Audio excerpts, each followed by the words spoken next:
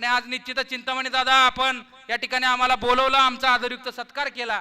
राहुल भैया आपण त्याबद्दल आपल्या सगळ्यांचं मी मनपूर्वक अशा शुभेच्छा देतो आणि येणाऱ्या नवीन वर्षासाठी सुद्धा आपल्या सगळ्यांना आमच्या परिवाराकडून खूप खूप अशा शुभेच्छा देतो आणि माझे 2 शब्द संपवतो.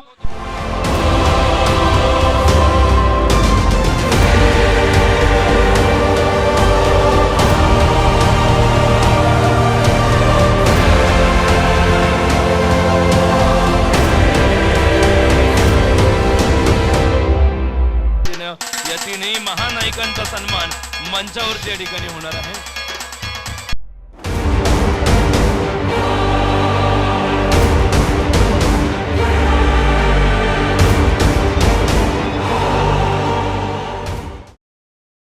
चिंतामणी दादांनी जी मेहनत घेतली आहे, त्याला ज्या माणसांनी मदत केली आहे त्याच्यावरनं तो माणूस या भागामध्ये किती कार्य करत असतो हे आपल्याला कळलंय. कारण एका माणसाच्या पाठीमागे जर एवढी माणसं उभी असतील तर याचा अर्थ त्या माणसाचं यशाचं शिखर, त्याचं कर्तृत्व, त्याचं समाजकारण आणि त्याचं समाजाशी असलेलं नातं आपल्याला दिसून येतं.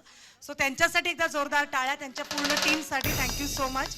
सर्व प्रेक्षकांचे, प्रमुख पाहुण्यांचे, तसंच या ठिकाणी आवर्जून निखिल निगडे साहेबांनी मला एक संधी दिली कलाकारांना जवळून ओळखण्याची.